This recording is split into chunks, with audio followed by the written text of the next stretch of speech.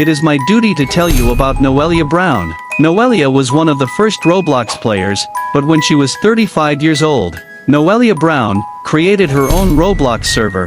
In fact, it is currently one of the most played games on Roblox. I will not mention the name of the game, for legal reasons.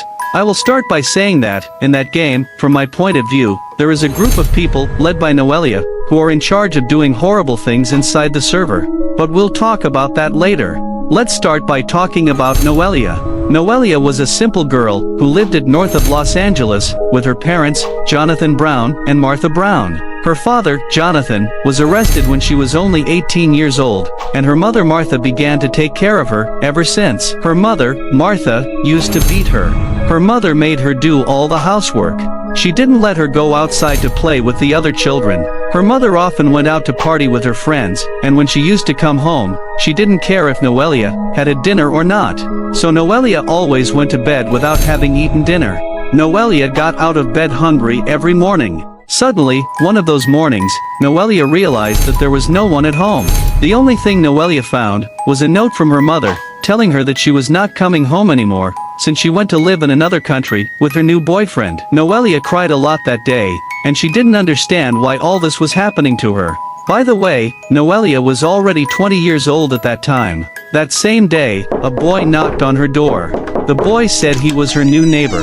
The boy was also 20 years old, and that same day, he told Noelia that he wanted her to help him fulfill his dream of creating a social network in which people can play with friends, and at the same time, anyone can create their own games within that platform. Noelia told him that the idea was very good, but Noelia didn't even know the name of the boy that day, so Noelia asked him what she could call him. He responded by saying, "You can call me Bacon Hair," and she asked him why, and he responded by telling her that that was how everyone called him. Noelia laughed a little but told him that it was okay, that she would call him that from now on. One thing that Noelia didn't know was that the boy's mother was a child kidnapper, but a curious fact was the fact that the boy didn't know either. One night, Noelia spent the night at the boy's house, because she didn't want to be alone in her own house. That same night, the boy's mother was not at home. That night, Noelia asked the boy what his parents' jobs were.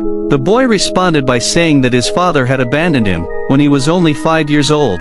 And then he told her that he wasn't sure what his mother's job was, specifically, but his mother had once told him that she was supposedly a teacher. Noelia told the boy that at least he lived with one of his parents, and told him that one of his parents is in prison, and that his mother abandoned her, since she went to live with her new boyfriend, in another country. The boy was a little saddened by Noelia's situation, so he told her not to worry about anything, since he would always be there to help her with anything she needed. Noelia, a little curious, asked the boy what was behind the red door of one of the rooms in the boy's house, and why it was the only room with a red door in the whole house. The boy told Noelia that, since he was 8, his mother always told him never to dare to enter that room. Noelia, very curious, told the boy that they should open the door now, taking advantage of the fact that the boy's mother was not at home. The boy told Noelia that he wasn't sure about doing it, since he had never tried it before. Noelia asked him where the key was, and he told her that the key to that room was in his mother's room. Noelia went to look for the key, and the boy followed her, telling her that it was a bad idea. They both spent several minutes looking for the key in the boy's mother's room, but they still couldn't find it. And suddenly they heard the front door of the house slam shut, which meant that the boy's mother was already in the house. Suddenly, the boy remembered the day when he was almost kidnapped. 911, what is your emergency? What is your emergency? Let me know. How can we help you? I'm watching a little guy through the window right now.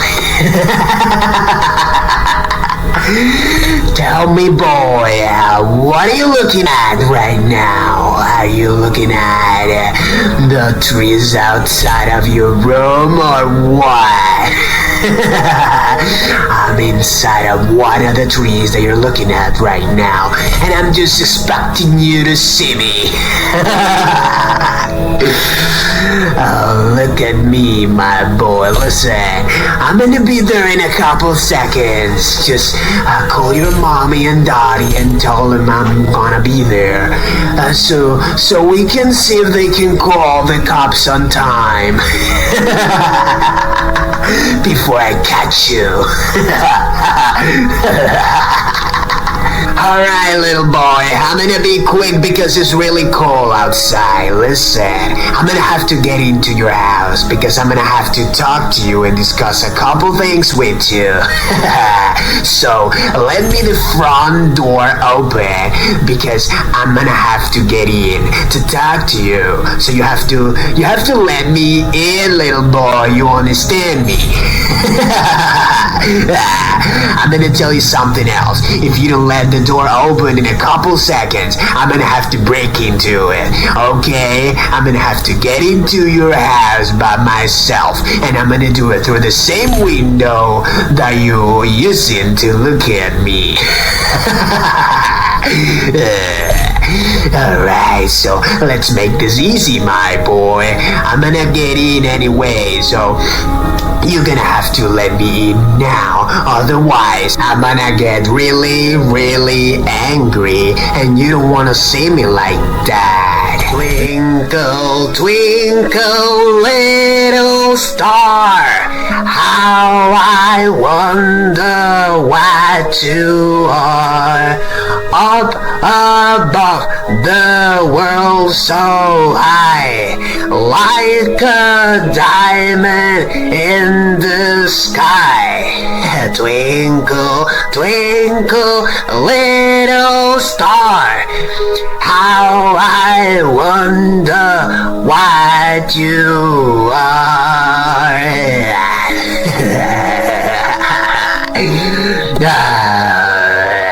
I'm coming for you.